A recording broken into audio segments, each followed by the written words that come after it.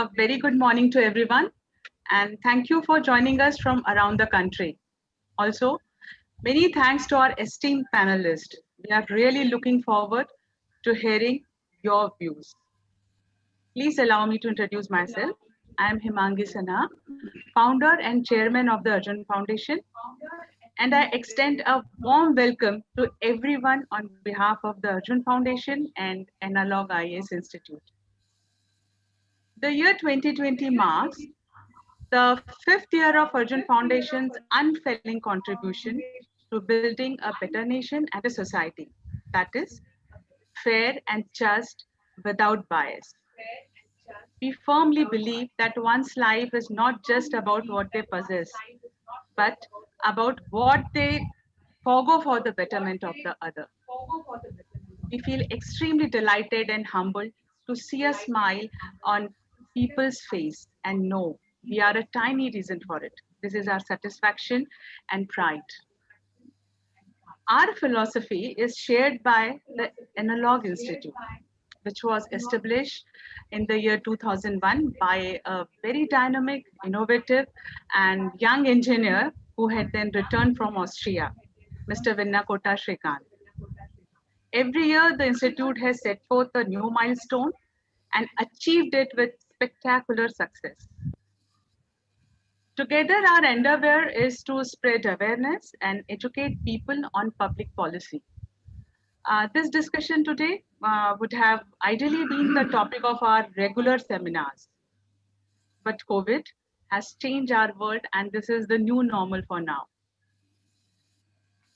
For the last few years, we are witnessing many changes in policies, like One Nation, One Tax, repeal of Article 370, the National Education Policy, and the biggest of all now, Mission Karmyogi. We are extremely eager to learn more about it and from the veteran of the field. So now I request Mr. Shrikant to advance our session further and introduce our esteemed guest. Thank you so much. Thank you very much, Himangi Madam, for the brief introduction. My warm welcome to our four distinguished speakers, Jaya Vivek Kumar Madam, MG Gopal Sir, Dr. Janeshwar Mule Sir, and R.C. Sinha Sir, to this webinar on Empowering Bureaucracy Mission. Before initiating discussion, for the benefit of viewers who are from different and varied backgrounds, like bureaucrats, students, academicians, professionals, who joined from different social media platforms, let me give some brief profile of the speakers. To begin with, Jaya Vivek Kumar Madam. She is presently Joint Secretary, Tribal Welfare. Earlier, she was Joint Secretary in Department of Personnel and Training. Mission Karmayogi came up in her tenure in DOPT. Systems improvement, team building, and mentoring of subordinates has been her constant focus areas. As sub-collector, she was instrumental in releasing and rehabilitating hundreds of bonded laborers. She has wide experience in handlooms and textile structure. She is interested in issues pertaining to education, social justice, and personnel. We have also today MG Gopal Sir, who retired as Special Chief Secretary to Government of Telangana. I must say that of all so many IAS officers, there are very few who gets the honor of leading the entire bureaucracy of the state as Special Chief Secretary. And Sir is one of them. And today, we also have with us Dr. Janeshwar Mule Sir, presently member, National Human Rights Commission, NHRC. He is a retired Indian Foreign Service officer who is a social worker, renowned author, motivator, and former ambassador and secretary to Government of India. He is well known as Passport Man of India for his leadership in increasing country's passport officers network from 93 to 500. As a Consul General of India in New York, he coordinated the very famous Madison Square Garden event of Prime Minister Sri Narendra Modi in September 2014. And lastly, we have today Mr. R.C. Sinha Sir, who has been a mentor, trainer, and motivator for more than 3 decades, especially for civil services aspirants who aspire to become future civil servants. His major areas of expertise are public administration, international relations, internal security, and comparative constitutions. Madam, I will start this discussion with you, madam, as an opening remark from your side. Jaya, madam, you are part of Mission Karmayogi team. In fact, Mission Karmayogi has given birth in front of you in DOPT.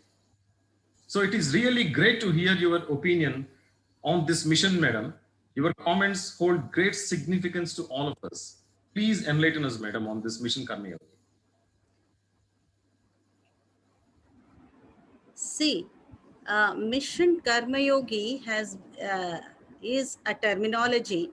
It is a mission which aims at capacity building of the entire bureaucratic setup, not only of the top level bureaucracy, but from the top level down below.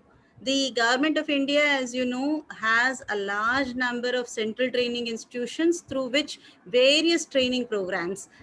For each service, there is something called an induction training, where the moment you are allocated, where you are appointed to a particular service of the Government of India, you are then sent for training to long-term training. It's called an induction training, which includes a foundation training and then professional training. So each service has this kind of a training imparted to it at the time it enters the service.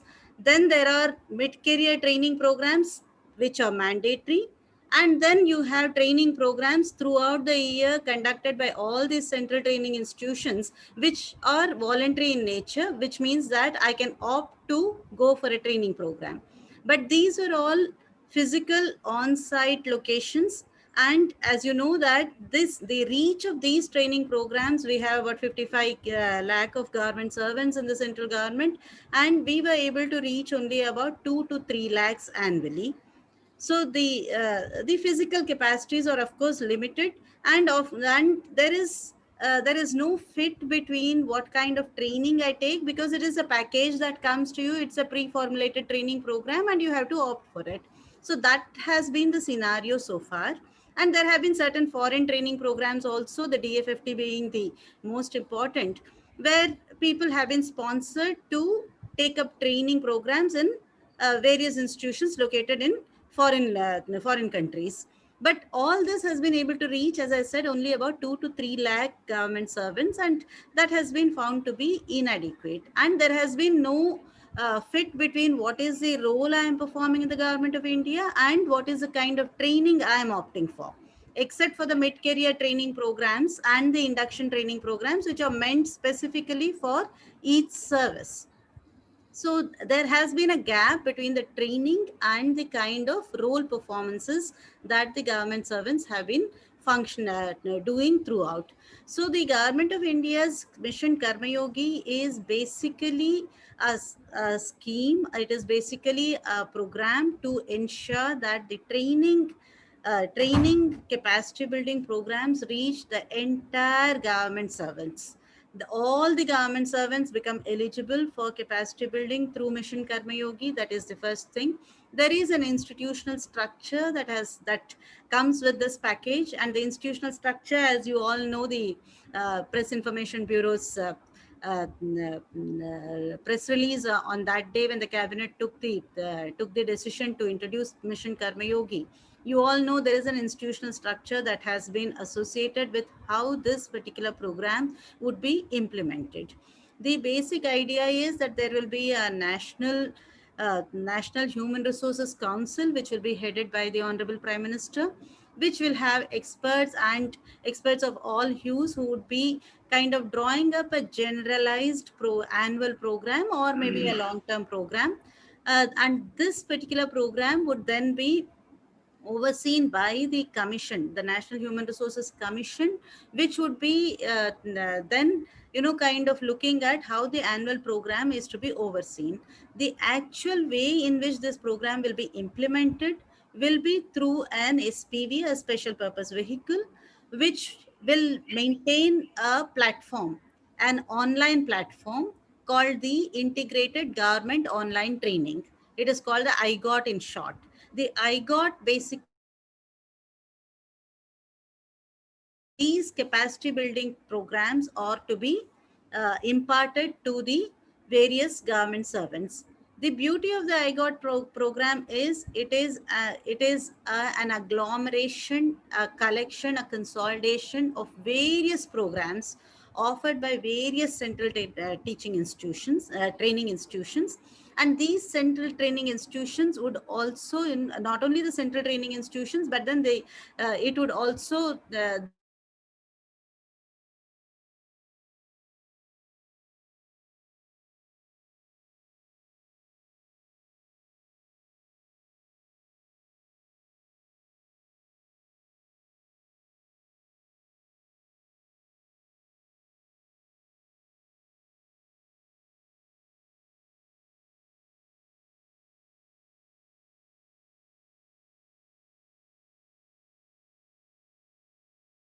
I'll choose a program, say that I will do this program within this period of time. So it is basically a self-selection of capacity building programs on the one hand for the government servant to indulge in lifelong learning, as we call it.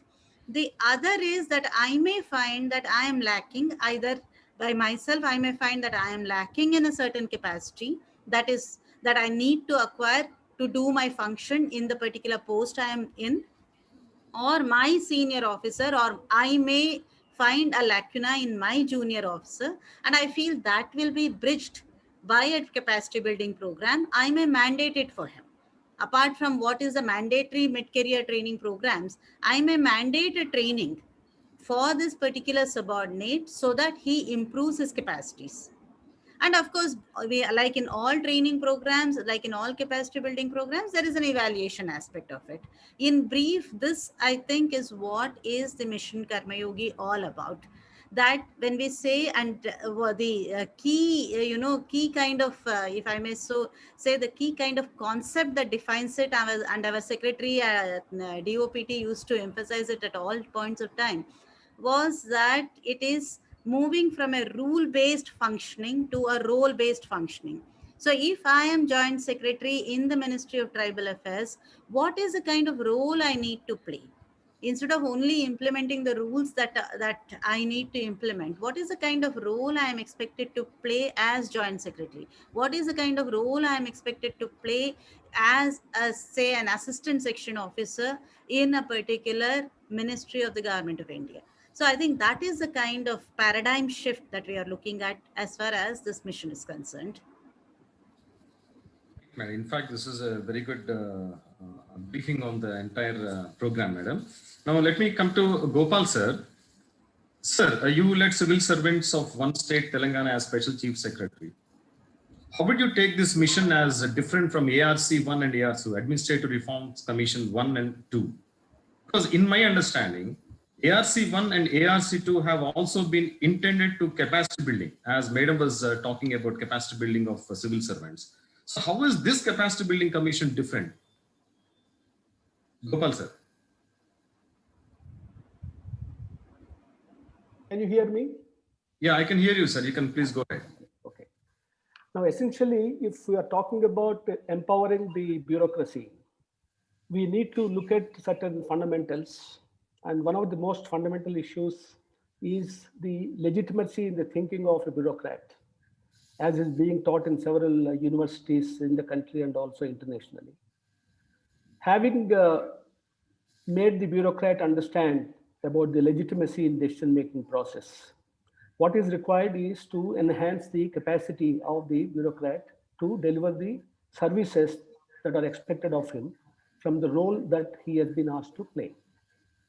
While the Administrative Reform Commissions or several committees like Yugandhar Committee or Gorewala Committee or Ramaswamy Iyengar Committee or Geeta Krishnan's Expenditure Committee and so on and so forth, were looking at the general processes in the government, the systems in the government, the procedures required to improve the service delivery.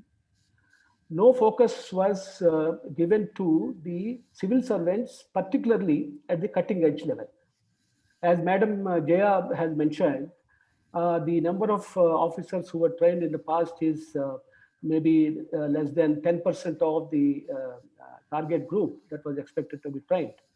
The most important difference that I see in this Mission Karmayogi is that it is aimed at not only Group A and Group B service officers, but also the Group C service officers who are substantial in number, and according to some assessment, I think the Center for Policy Research has come out with some numbers. About 89% of the civil servants who are at the public service delivery level are from the Group C. While, as mentioned before, there are training opportunities available for induction program, phase 1, phase 2, phase 3. Such training programs were not available for the officers who are at the cutting edge level. Now, by strengthening the interface between the cutting edge level functionary, by empowering him or her, by providing access to get trained on various aspects of the roles that they have to perform, which makes a lot of difference. If, for instance, somebody is posted, like Madam Jaya is posted in Tribal Welfare Department, say for the first time she has been posted. Well, because of the exposure that she would have had, or some other joint secretary would have had, they would have understood about what is tribal welfare and what are the issues relating to it. But the other officers who do not have sufficient exposure to tribal welfare at the cutting edge level, at the desk officer level, or the assistant secretaries level, they need to develop an interest in understanding what are the core issues relating to tribal welfare. There are several issues relating to tribal welfare, and there are several problems affecting tribal welfare. How certain people who are not tribals in some states have been declared as tribals, and how they have been encroaching upon the reservations given to the aboriginal tribals or primitive tribal groups. And that understanding will ensure that in this regime of putting up files and superior officers taking decisions on the files, this basic understanding has to be reflected in the files. So therefore, to empower the officers, particularly at the cutting edge level, has been the thinking of the Government of India. And now the focus is on that, which is a very, very welcome step. I will take questions as and when they arise. Yes, sir. Yes, sir. It's a quick question from my side, sir, on the same issue. Yeah. Till now, there were so many committees which have been made and so many reformative recommendations have been made. But none of the recommendations were implemented. Or maybe if at all implemented, they are very few in number. Do you think that the present Capacity Building Commission will be able to consolidate or integrate all those recommendations? Actually, the recommendations made by the committees which were constituted at different points of time. For instance, Gopal Swami Iyengar Committee in 1949 was focusing on the issues which were facing the country at that particular point of time when, from colonial rule, we have, converted ourselves to self-governance. And the importance to be given to socio-economic development was of the primary concern at that particular point of time. So I don't think at this distance point of time, even if some recommendations have not been implemented, we have to look at afresh about the current situation which we are facing. And based on the current situation, we have to find solutions to get over the current problems. For instance, at one point of time, a recommendation was made by the committee about, that is, I think, Gopal Swami Iyengar Committee only, that there should be a differentiation between the ministry and the departments so that there is more focus on the functioning of a particular department. But today, that kind of differentiation has led us to a situation where several officers and departments started working in silos. So therefore, if we have to get out of that silo type of functioning based on rules and regulations, if we have to come back to a system where we are made accountable for outcomes and outputs, then there has to be some kind of integration.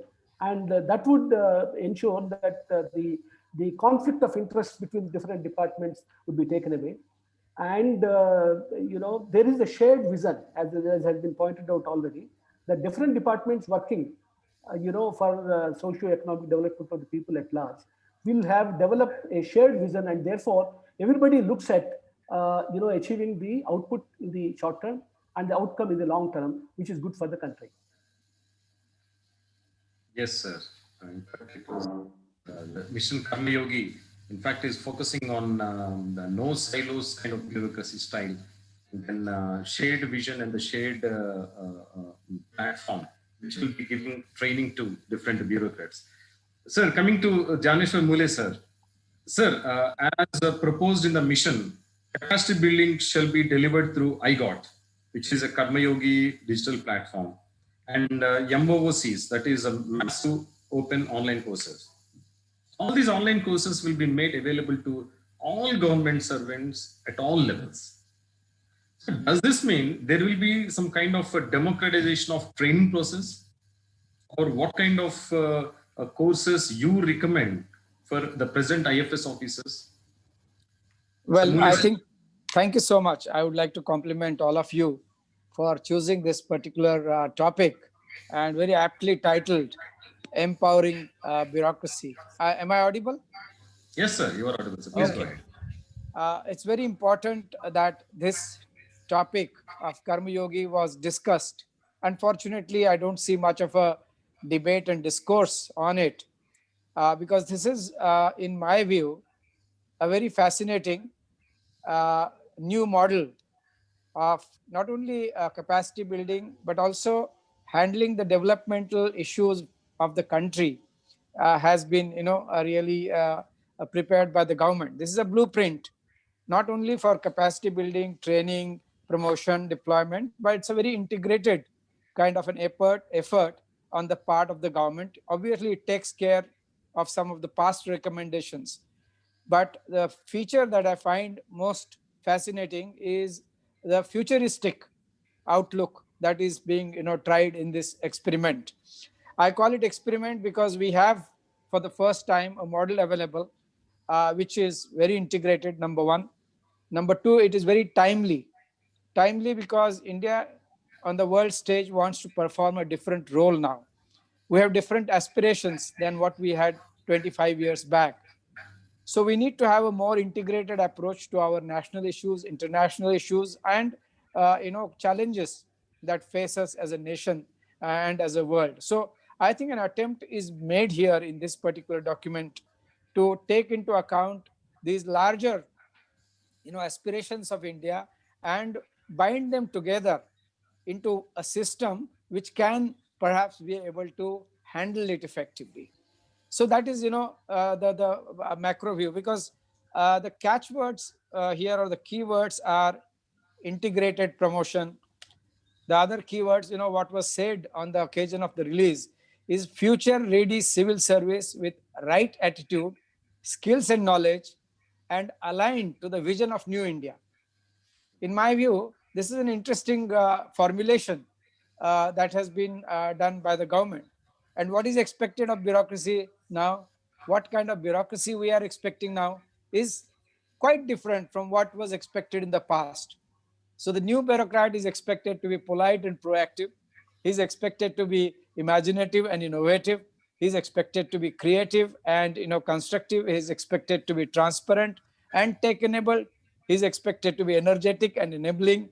He's expected to be professional and progressive. Now, nothing is escaping these qualities that are expected of a bureaucracy. Very difficult, but again, very necessary. We need all-round bureaucrats.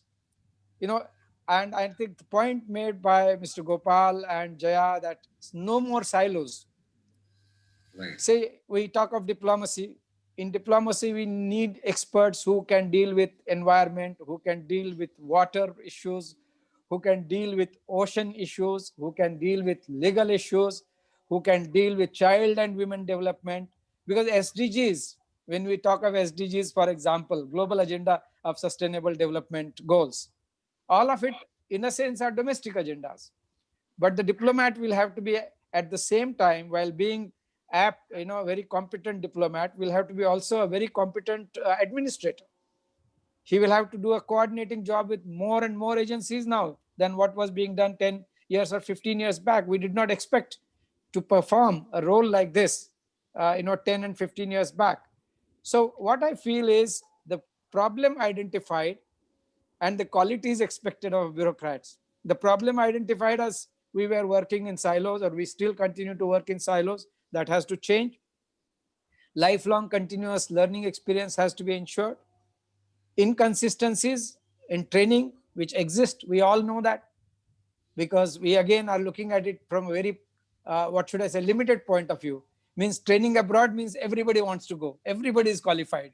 And we have seen how people, in the past have been kind of clamoring to get into some kind of a foreign assignment or a foreign program. We don't have to do that anymore because foreign travel has become easy. People's life standards, living standards have increased. So, and the last deficiency that has been mentioned in this connection is the redundancy and duplication in the government work. We all know so many agencies have spread throughout. There has to be some kind of rationalization so that it adds to efficiency and it adds to the progressive nature of working also. So all in all, in my view, the qualities expected, the problems identified, and the goals which have been mentioned as ease of living, ease of doing business, and citizen centricity. Again, all these phrases are very, very important to any nation building. And now, of course, the proof of the pudding lies in eating. So we would be very interested that this is implemented in a systematic manner. What is again a different thing from the past is Prime Minister himself and his ministers will be giving the inputs. This is again I would say a radical change and radical positive change, because I think having available on a continuous basis political guidance and directions is a very important factor of democracy. Because often bureaucrat may be limited by his department's work or by the work of a section here and there. But a politician and the leader, particularly the prime minister, is supposed to have a vision for the country, and it must get reflected into what kind of bureaucracy we need to build up. And here in integrated, even though it is only for the central government, and we don't know, because a lot of IAS officers who are otherwise selected through a central process, most of their lives, they are in the state governments. Yes. So there will have to be a huge kind of, I think, coordination level.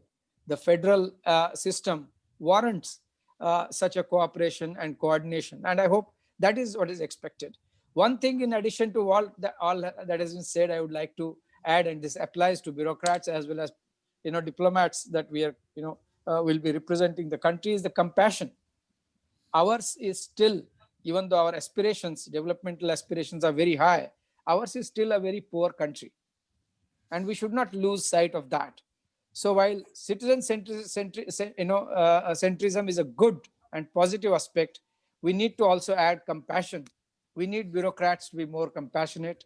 We need bureaucrats to be more understanding of the people and responsive, because that will be the crux for future development. If we have to bring this population above poverty levels, above poverty lines, then we have to really have compassionate as a very essential element of the entire bureaucratic structure. So far as diplomacy is concerned, all of this is valid. We expect to have a more integrated diplomacy. Diplomacy cannot be alien to the national interest in domestic situations.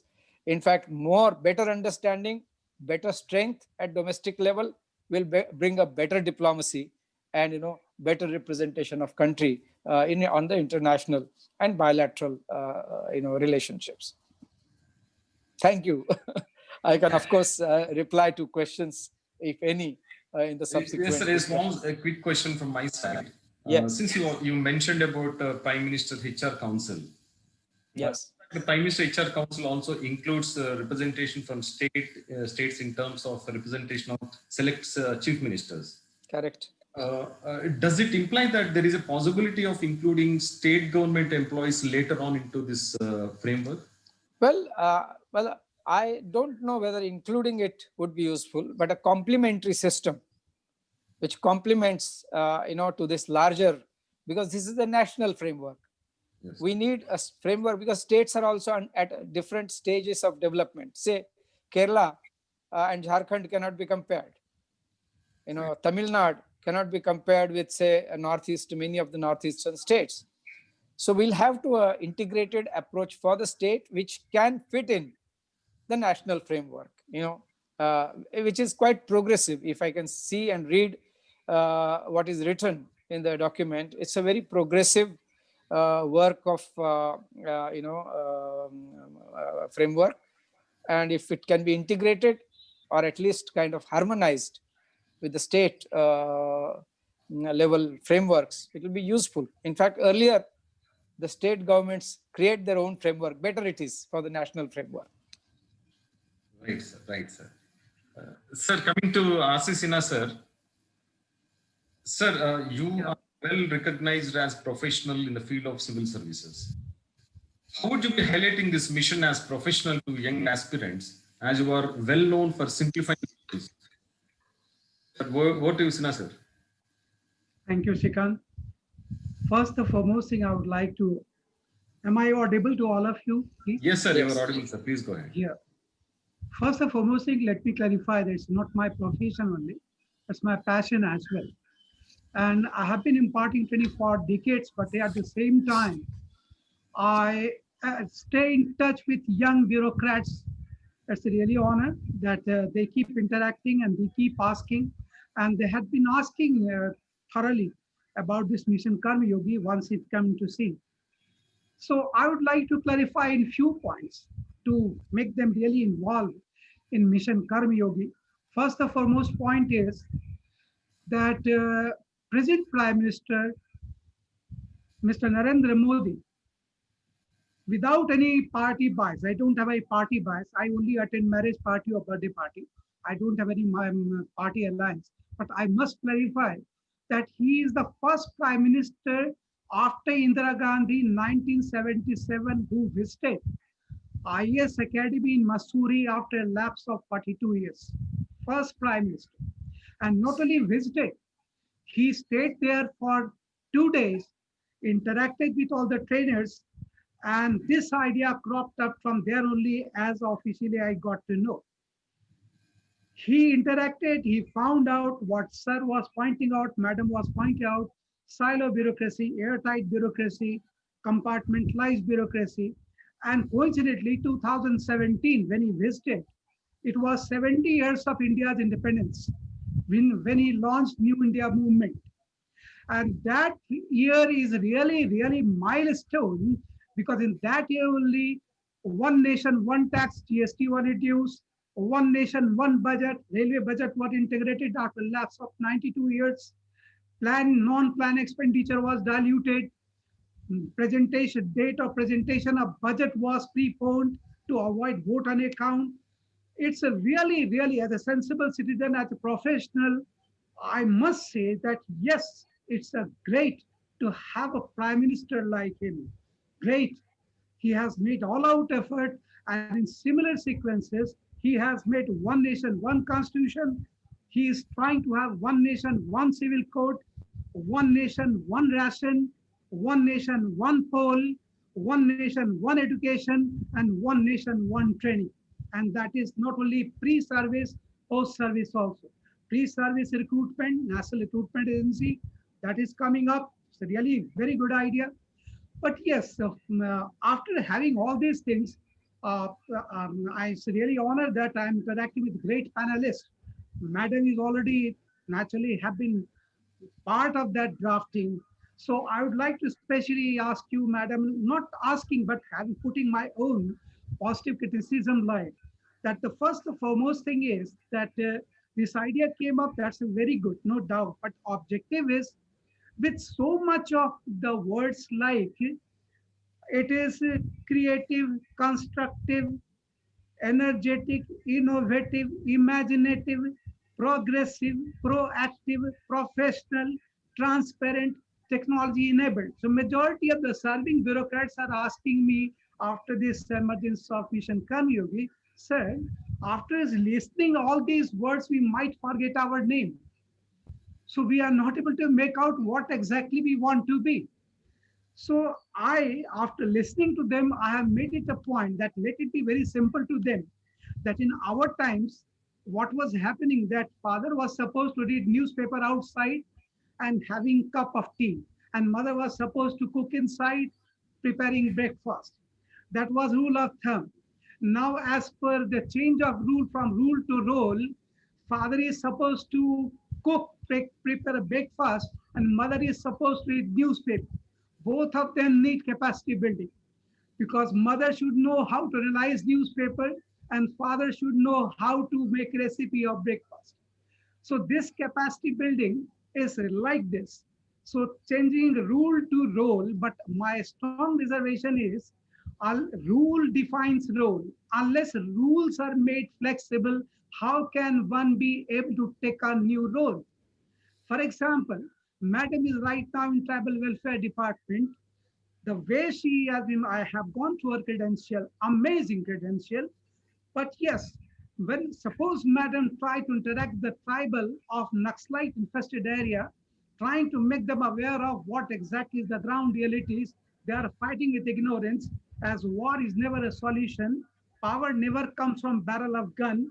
That's not at all applicable in our country. But she would be stopped by the local politicians that madam, you do your job only. It is our job to address these people. So first, the foremost challenge comes because bureaucrats, that is, they want to change their rule to role. First, the political master come into scene and they feel like they are facing threat from them as the officer is trying to have some sort of popularity and trying to deprive them of their popularity. This is first thing. Secondly, what I mean to say that institutional structure, I would like to clarify, institutional structure have 5C. First C is council, second C is coordination committee led by cabinet secretary, second C is commission, that is capacity building commission, fourth C is company completely owned by the government, and fifth C is citizen centric. I would like to highlight my professional point of view as sensible citizen that being bureaucracy can be citizen centric, but the point is that unless citizens are made aware of what plans and programs the government have for them, citizens don't know. Really, I tell you, farmers don't know about agriculture policy, laborers don't know about the labor policy, educationists don't know about the education policy. So the question is that there has to be some very effective tool to make the citizen aware of the plans and programs and mission Karma Yogi, what the bureaucrats should be doing for them. Then only they would be able to take advantage of it. Otherwise, simply by making bureaucracy citizen-centric, a bureaucrat is not supposed to deliver anything at the door of citizen unless the citizen come out to the door of the administration. And citizen will not come out to the door of administration unless they are aware of what plans and programs government have from them. So what in completely taking a holistic view, I would say is, and second thing, ma'am, I would especially, I would like to share with you, I may be ignorant, but yeah, please correct me.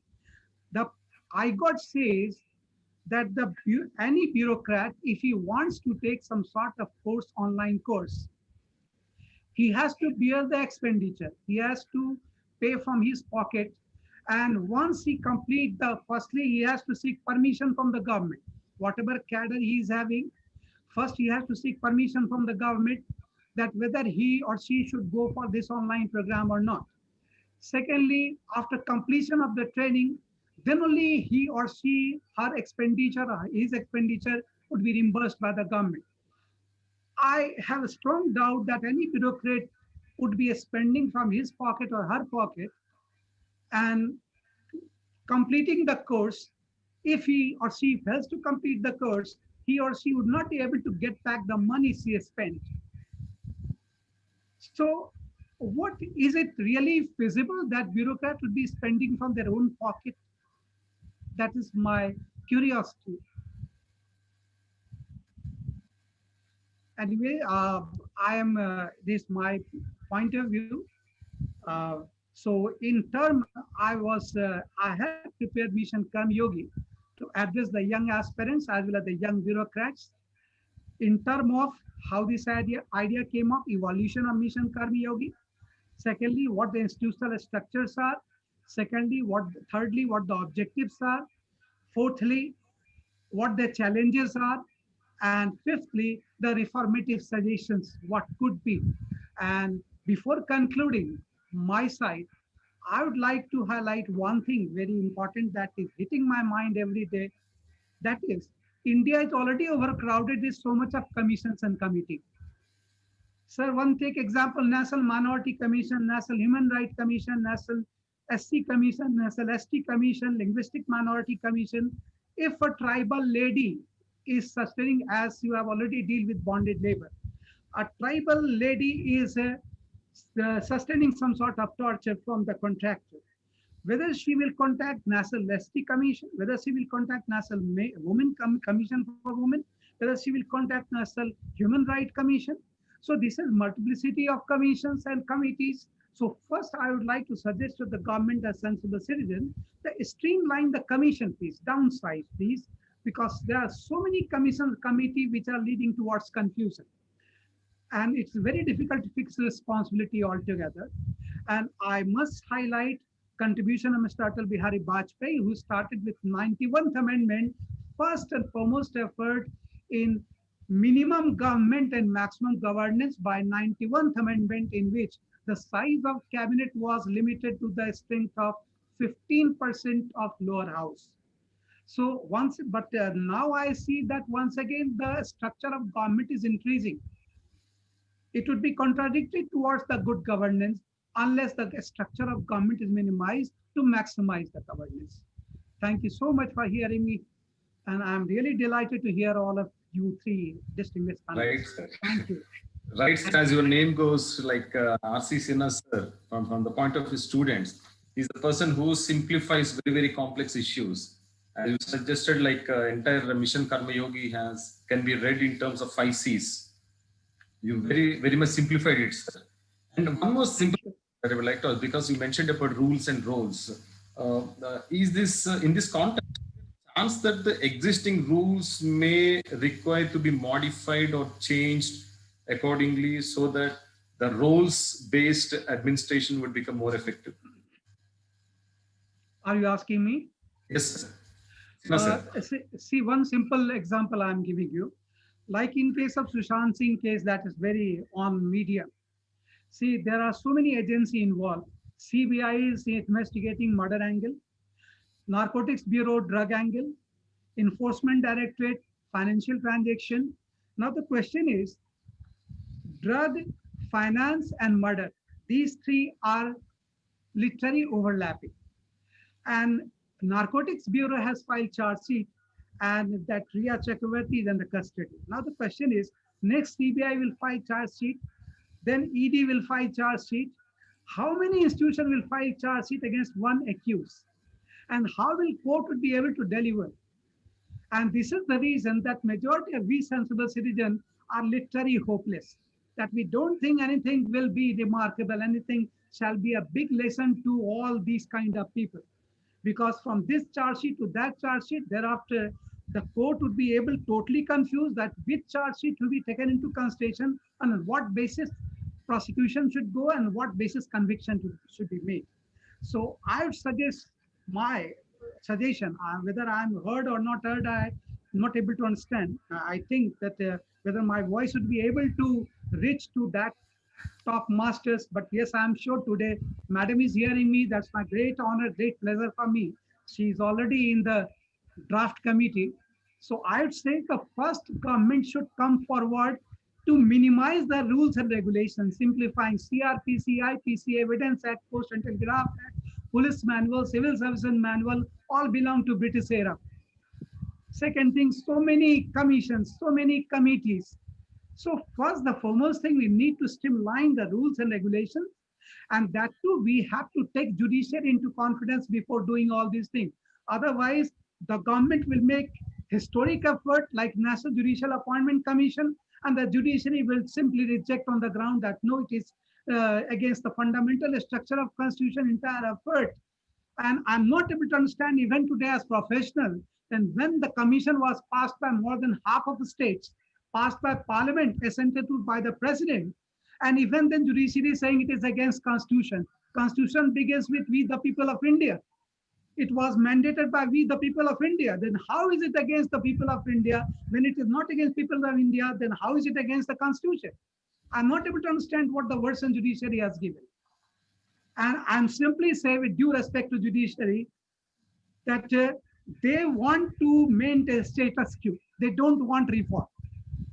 Under cover of power of judicial review, they touch every reformative measures and they push back to the rule. And I doubt that the present effort that is to come from rule to role, again, judicially will come forward and push the role back to rule. I may be wrong, but I have this strong doubt in my mind. Thank you. In fact, sir, a lot many aspirants are also listening to you. Future civil servants are listening to you. I think government definitely, in fact, the representatives from government, Jaya madam is there, and then the students who will be future representatives of government will be listening to you. I think they will, some kind of insights they might be getting, sir. Sir, madam, I'll come back to you, madam. See, there has been a lot of emphasis on capacity building and transparency and accountability. Can you please little bit elaborate more on this, madam? Over to you, madam. See, there are quite a few words that are used, and I think Mr. Moole sir actually read out the entire words that had been used in the PIB's press release, and those words are not new. One, two, they are words that have been used in many capacity building programs. They have been used in many plans and programs of the government of India, and they are basically what are the attributes that a civil servant must have, that a government servant in general must have. So we are not only talking about the top level civil servants, we are talking about all civil servants. So transparency is a part of the RTI Act. Transparency, the right to information, has ushered in what we call the transparency regime. So no section officer, no bureaucrat, no joint secretary can say, I won't give you this information, if that information should be given under the RTI Act. So to that extent, when we talk about these attributes, the progressive, the proactive, the transparent, the creative, the credible, all of these are what are called the attributes of a government servant. And these attributes are something that need to be inculcated if they are not already present at the time the person enters the government service. Because as we know, the examinations are competitive examinations, and these examinations have a certain filter for mostly the knowledge gained by this person going through the educational system. And perhaps some of them, because the age is a little higher in these days, some of them may have passed through a stint in employment outside government, or perhaps in any other government organization. So when they enter a particular service, when they enter a particular government post, then there is a certain level of attributes we expect this person to have, and which he has not been ideally tested for, though the interview is supposed to test him for these kind of attributes. And in any case, those attributes may not be present, or may be present not in the required levels, not in the desired levels. So these are attributes that need to be reinforced, cultivated, acculturated to suit each of the roles that we perform. So yesterday I was in Department of Personnel and Training. Today I am in the Ministry of Tribal Affairs. You see, in the Department of Personnel and Training, we call it a regulatory department. So I am supposed to be looking at how the rules and regulations that govern the government servants are implemented. So if there is a conduct rule that is violated, a disciplinary proceedings has to take place. If a person has applied for study leave, then the rules that are applicable with regard to the study leave have to be applied, seen through that lens. That does not mean I should, you see, I can, as a DOPT joint secretary, say that this person should become eligible for study leave or not eligible for study leave, irrespective of the rule. I can bring in a new factor. If I am inclined towards study leave, I may make it study leave. If I am not inclined towards study leave, I may not give that person that particular leverage. So you see, there is a lot of individual attributes that dictate how you really go through these kind of things. How do I make postings, for instance? So there is a rule. The underlying rule cannot be given away, because the government servant has to have a basic principle through which he administers the situation. So I must have some kind of a basic way in which I deal with cases of a similar kind. That is what a rule does. So, but if when I become too much of a stickler for rules, then what happens is those exceptional cases that don't fit into that rule, they slip out. Though they may be deserving, they slip out. So there must be some kind of an attitude whereby I am either able to understand what the rule's intention is, or I am able to amend that rule or understand that there can be exceptions to that rule. Those are attributes that need to come in. So that can come in.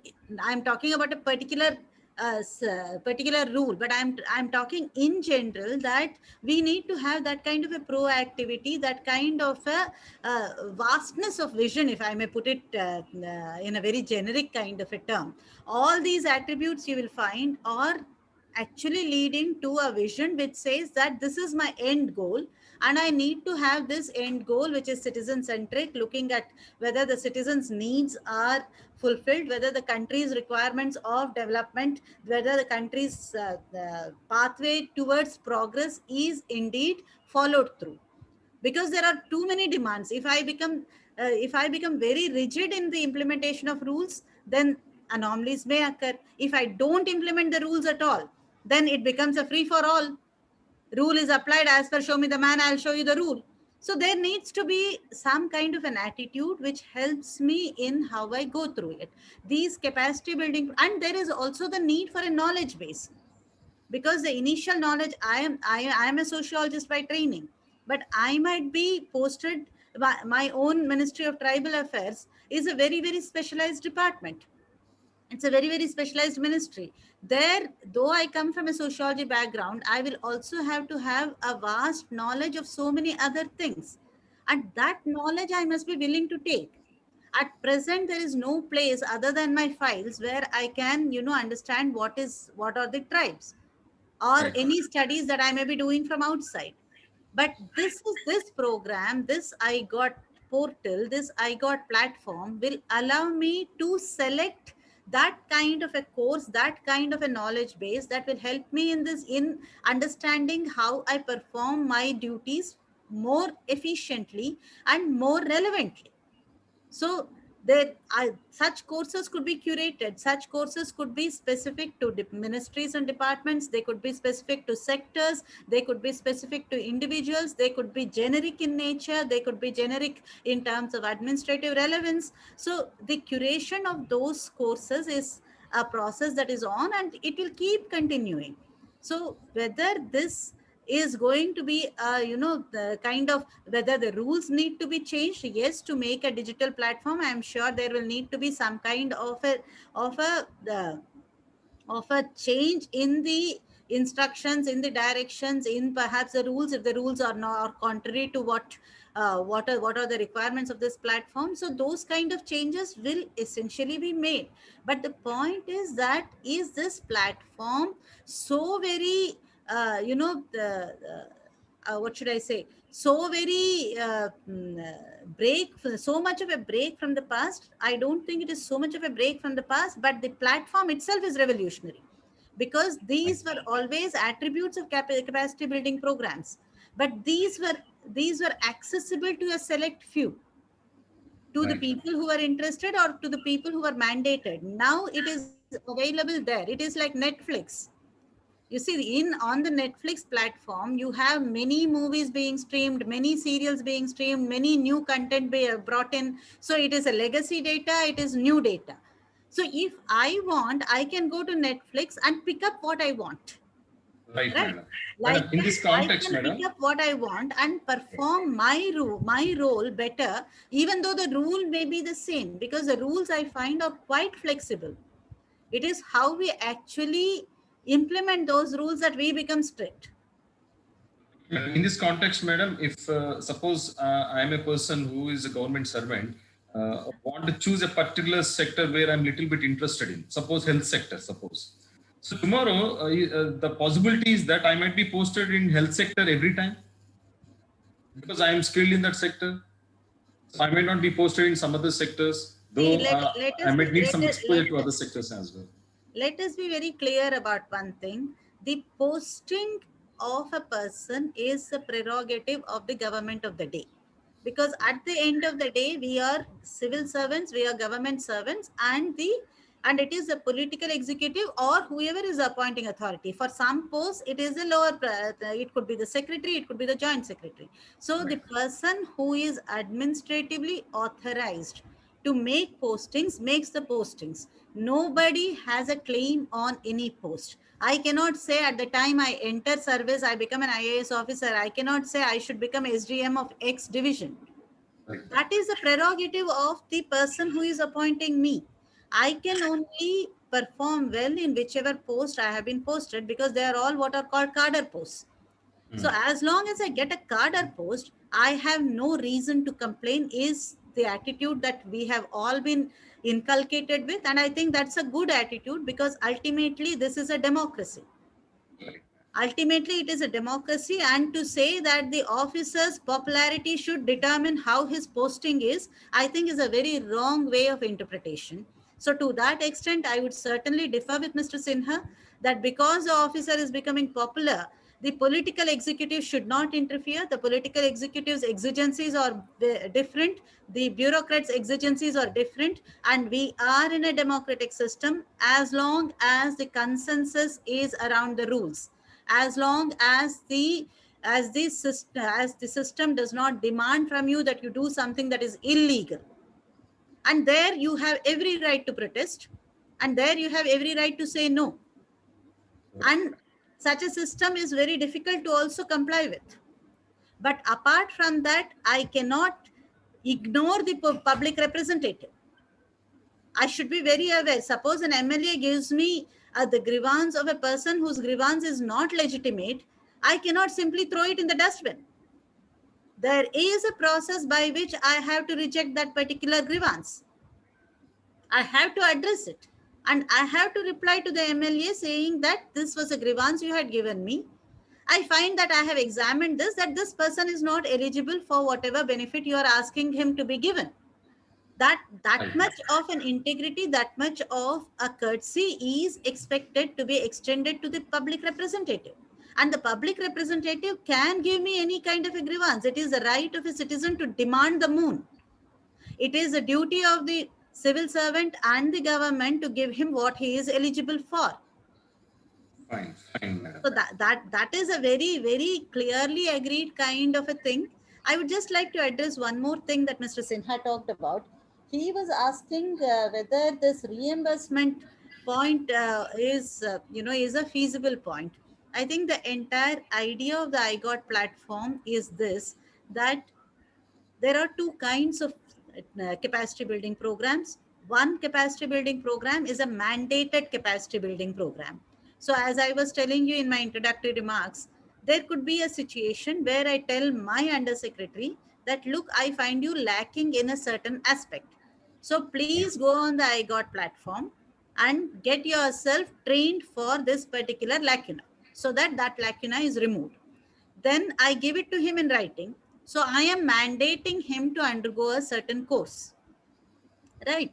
When I mandate him, or like we have mid-career training programs, that is an on-site offline program.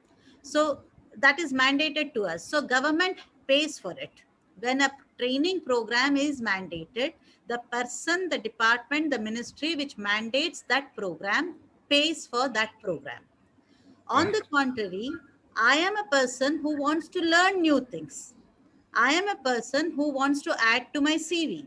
I am a person who wants to know more about the sector I am working in, or about a sector I am more interested in. I may not be interested in tribal welfare at all, but I am posted in Ministry of Tribal Affairs, so I have a role to play. My main interest may be lying in, let us say, power sector. But how do I gain knowledge about the power sector? I'm not working on the power sector, in the power sector. So I can choose programs that pertain to the power sector and add to my CV as far as my expertise in that sector is concerned, so that when, if at all, there is a possibility of a vacancy or of a posting in the power sector, I may also become a candidate. But please note that still I may not be posted there. There may be somebody more qualified, or there may be somebody that the political executive feels would perform a better job, because the IGOT is not going to say how I will perform on the job. It will only say whether I have taken up certain courses that can help me to perform better in that job. Fine, fine, So madam. the person who mandates pays. Suppose there is no mandate, but I, of my own volition, my own willingness, take up that program. In that case, I pay for it first, and then the government recognizes that I have taken interest in improving my knowledge, and Right. therefore it is an incentive to me that it reimburses me. At present, if I want to do a program, if I'm not selected for the various programs that are already there, and I choose to go for a training program, then I take leave, I go for a training program, I pay for it myself, and the matter is forgotten. But now, if I am interested and I have shown the sincerity of my interest by completing that program, if I just register for a, say, 5-week program, wherein I need to give about 25 hours, and then I don't give those 25 hours, I come back to government and say, please take my, this one, I have already enrolled in the program, take my reimbursement bill. Why will the government say yes to me? You didn't mandate it. You didn't ask me to do it. Right? Madam, So that is the logic. Madam, a quick question. Will this anyway doing additional courses will benefit in promotions? Will that be considered in promotions by any chance? See, insofar, I'm not exactly aware of how it is going to work, but insofar as promotions are concerned, the promotion rules are there. The recruitment rules tell you how the promotion rules would also be, what is your career progression. And in government, there are certain requirements as far as career progression is concerned. And the two main requirements are that you must be clear from the integrity angle. You must not have any vigilance case against you. You must not have any disciplinary case against you. You must not be under a cloud as far as your character is concerned. So that is one aspect, and that applies across the board. The second aspect is that you must have put in a certain experience at the lower levels or in the service to become eligible for promotion, and that should be accompanied by a performance report which has a certain basic minimum benchmark.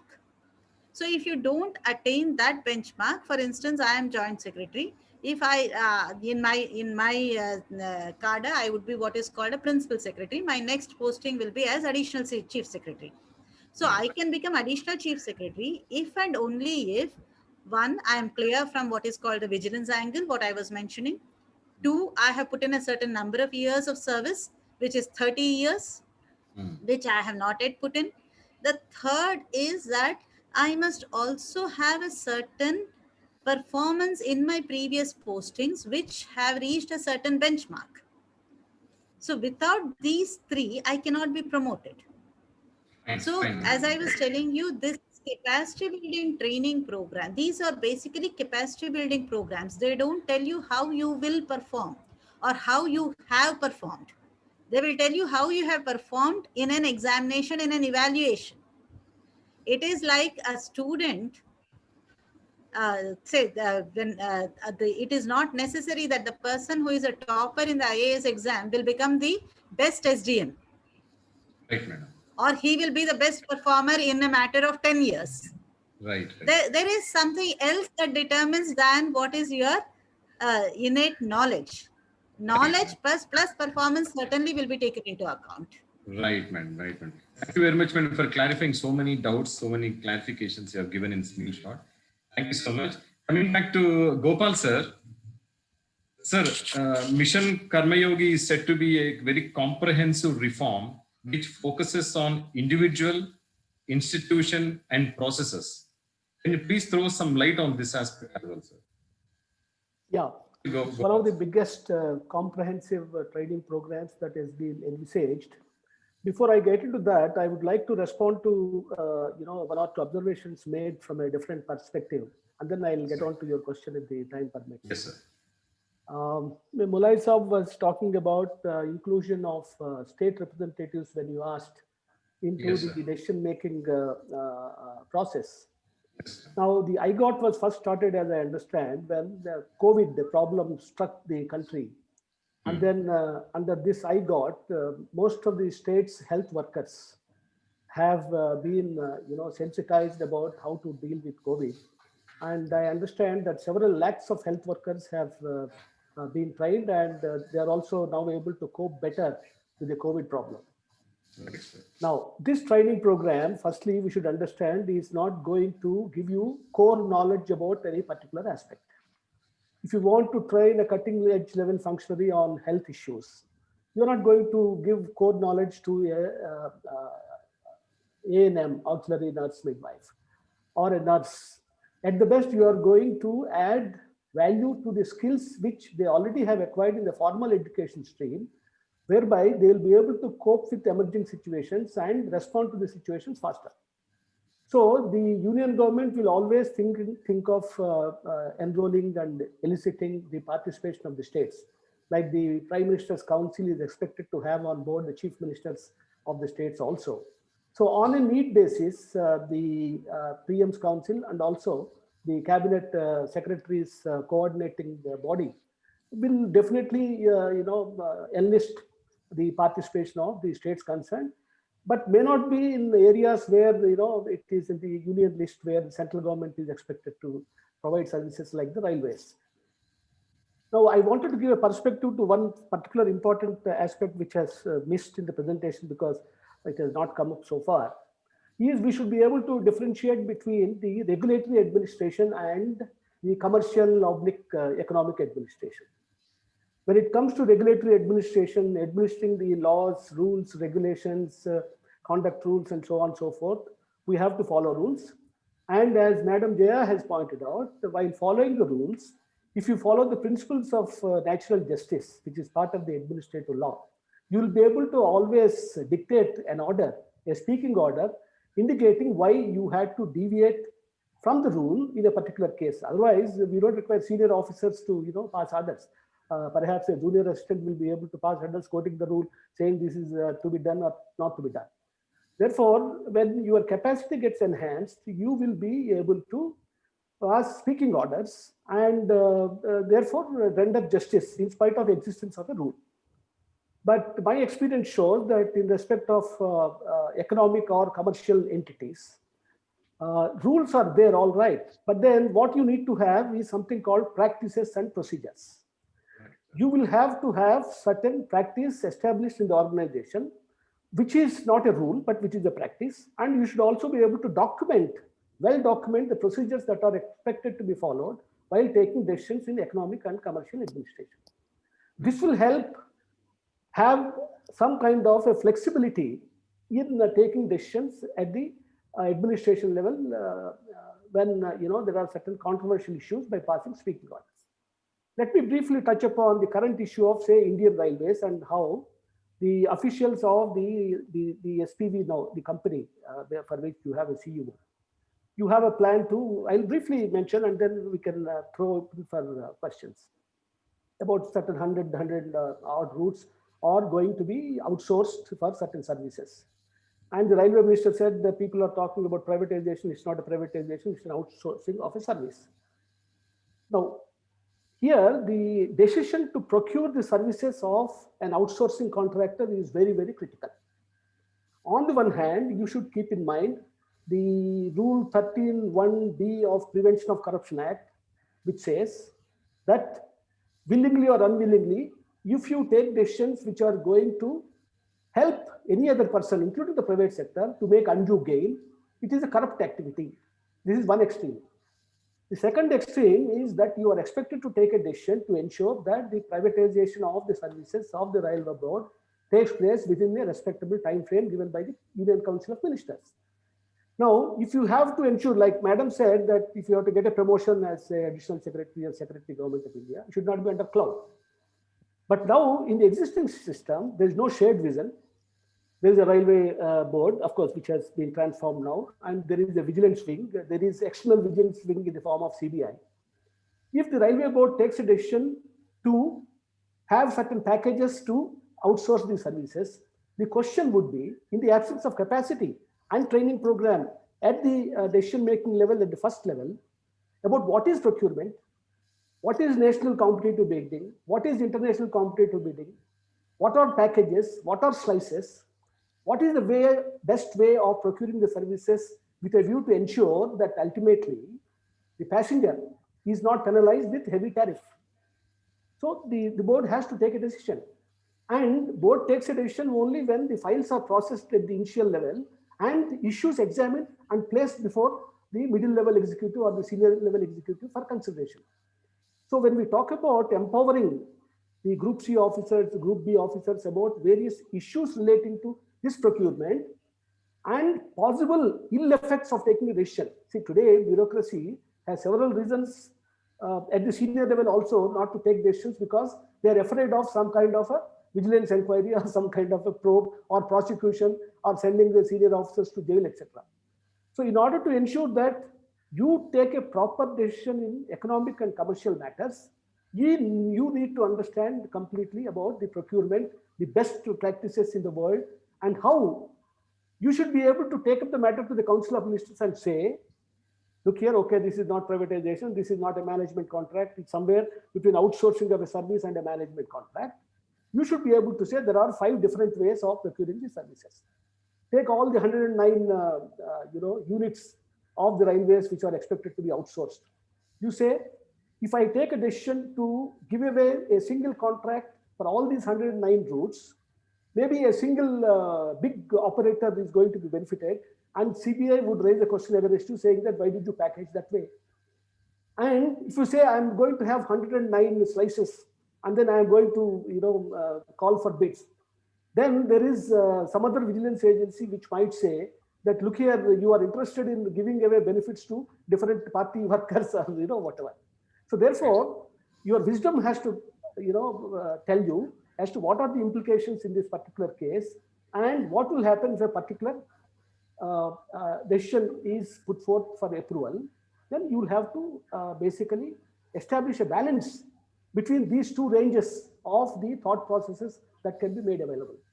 Once you dictate in the file 1, 2, 3, 4, 5 the implications and in what way the total economic cost of the service is going to be minimized and therefore benefit the consumer, while the private operator who is going to take up the outsourcing services will certainly get some profit. Somebody will always question why 16% on independent power projects, why 16% profit, why not less, and so on and so forth. But you have to keep the ammunition with you ready, particularly in economic and commercial administrations, so that you don't come under cloud, so that you also do justice to your job. You have the courage to say that, yes, I have taken this decision, not based on subjective satisfaction of those so-called nakir ke fakir, some of them, they toe the line of, some bosses, be it administrative, be it political. So once you are able to, our traditional bureaucrats, our seniors used to tell us, you take any decision of your choice, but then as long as you are able to dictate the reason and as long as the order is a speaking order, you will be able to throw it anywhere and say, these are the reasons why I have not taken decision in a particular manner or in a particular manner. So therefore, I think this perspective should be kept in mind, which looks at capacity building at all levels, not at the highest level, capacity building right to cutting edge level, which becomes an organizational culture. And a political executive or a senior bureaucrat, who is not respected well, will not put pressure on the subordinate for want of knowledge or because of the ignorance that the lower level functionary has. He cannot be taken for granted. So I think this perspective should be kept in mind. After all, the days of regulatory administration are there all right, but still the days of economic administration, commercial administration, privatization, public-private participation, these are the current issues which have to be understood by the bureaucracy, have a shared vision.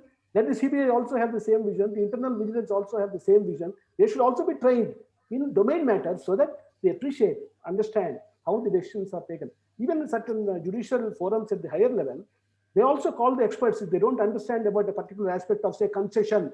Concession is a word which was not known 20 years back to even senior bureaucrats. Concessionaire, concession, how decisions are taken.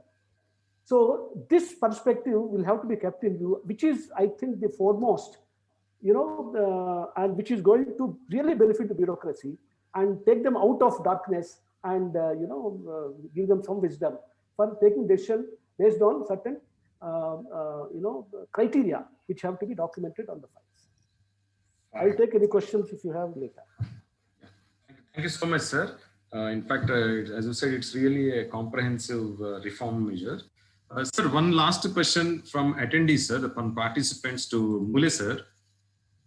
Sir, the question is like, as we can see that when compared to other countries, the number of diplomats of India is less in number.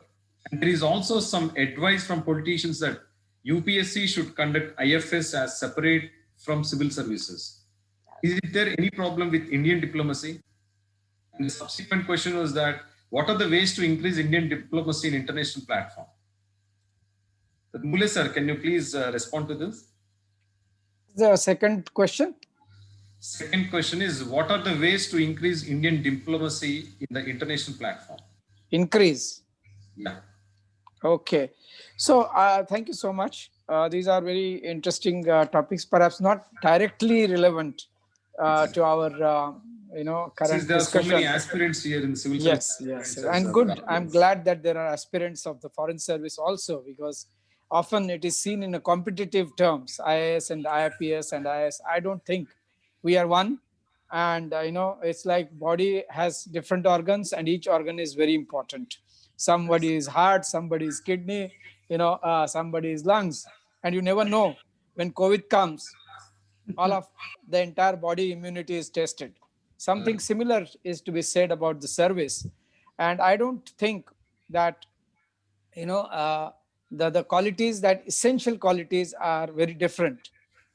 What is required is expertise in the topic, domain expertise. So you have to have a very solid foundation. It is very clear that a bureaucrat or a civil servant has to have a certain aptitude, and that aptitude has to be service of the people. If you are coming here for making money, better be a businessman. If you want to really enjoy power, let go into politics. But if you have some sense of a larger civil service, larger service to the country and to the people, then civil service is the best service.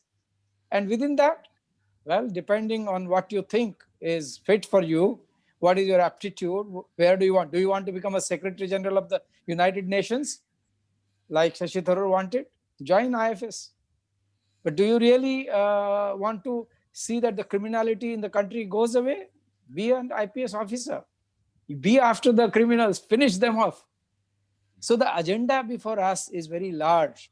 So separating them into silos is detrimental to our overall performance, and it must be recognized by the existing bureaucrats as well as those who want to become bureaucrats. It's very important that we know that we are one, and we should not be perverse in pursuing our silo-based interests.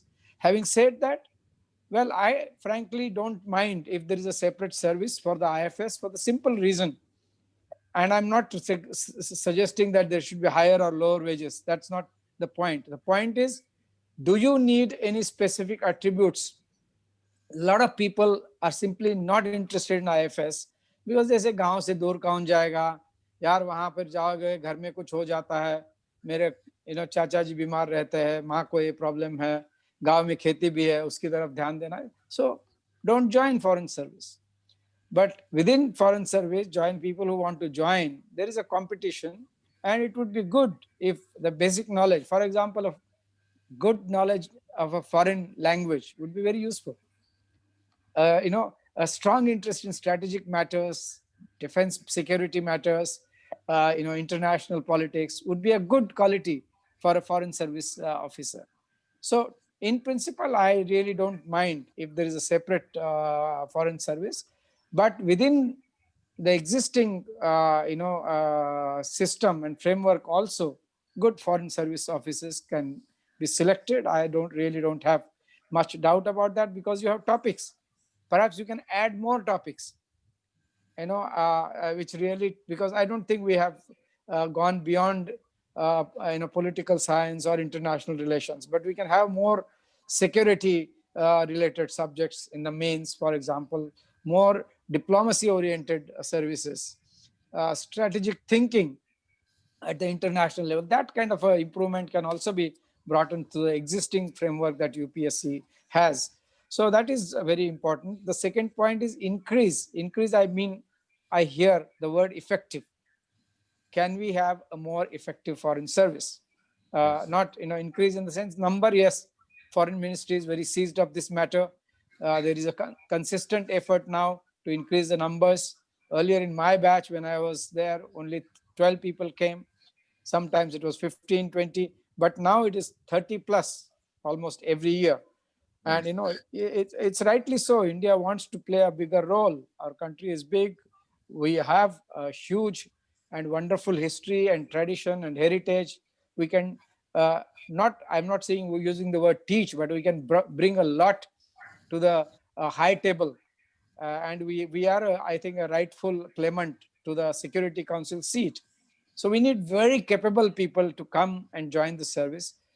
We have made good inroads onto the world stage. We have not yet achieved what we really want, that is be on the high table of Security Council. So, but it is a long haul, and international politics requires patience. We should have that patience, and yet not wait for forever. We should be strong enough within, economically, strategically, security wise, and we have to look after the world more than we are currently doing. Then our stature will raise, and eventually I think we will have to be admitted. We have to create a situation where we don't have to pursue it, but we can compel the international community to have us on the Security Council. Bilaterally and internationally, by and large, India has done very well. But obviously there is always a space for improvement, and I'm sure with many new ideas coming, and Indian people can grasp the international dynamics better, but they need training because of our general high intelligent quotient. I would say intelligence quotient. We can grasp it, but we don't have enough people who can teach diplomacy well. We don't have enough people who know international language and can teach our students international languages well. I was in Maldives, and I can tell you that we do not have, in 1.3 billion population, we do not have a single person who speaks the language of Maldives, which is Divehi. So some nuanced strategic thinking is also required, which is country-wise also, region-wise also, and global also. So that is the way forward, in my view, about going about diplomacy. Right, sir. Right. So one quick question for you, sir. Lastly, do you think there are a lot of challenges in implementing this Karmayogi program, and what can? Me? You're asking this to me? Yes, sir. Well, there are challenges because, as I said, in India, typically we have failed in implementation. Typically, I am sitting in the National Human Rights Commission, and the kind of complaints that come to me, I can see that while the systems are well defined, often the implementation is very poor. We say that, well, we can register the FIR online, but if you see the kind of difficulties people of this country have in registering an FIR, and Mr. Sinha Sahab, I must, I would certainly understand what I'm trying. It's extremely difficult for people to get their even legitimate FIR registered in our country. So typically we are little, laggards so far as implementation is concerned. And I personally appreciate this idea very much. We need to have an integrated approach. We have to avoid duplication. We need to have a more imaginative and creative bureaucracy. It should not remain on the rule book. Right. It has to be implemented. We need to have, there's no doubt, we need to have a very progressive and dynamic bureaucracy. Our country's challenges are huge. For example, we have so much of food in our country, but it cannot reach people in time. Inefficiency. It's not, government is saying, go give it. Politicians are saying, distribute it free if necessary. But we are not able to reach. I get complaints about people dying with hunger, without lack of food. Now, yesterday only I got a letter from Mumbai saying that dabbawalas, who are in the, in thousands in number, and they deliver about 2 lakh dabbas every day, both ways, they're starving, and do something. So, state government should have known this problem. What all has collapsed during COVID, you have a list, address it, because Now the resources are available. I don't think India lacks resources, but we have to work in imaginative matter, anticipate problems, and work ahead of others. It's possible. That's where I think we need to focus a little bit more on integration as well as systematization, rationalization, and a huge amount of coordination. You see a lot of problems because there is not much of coordination between, or I would say coordination to the expected level between the states and center also. So there are lots of problems one sees. So, but it is possible. If we implement it well, this will be a very good model for the country. Thank you so much for the response, sir. Sinha sir, can you please respond on this, like what are the challenges that you can foresee in this Mission Karmayogi program?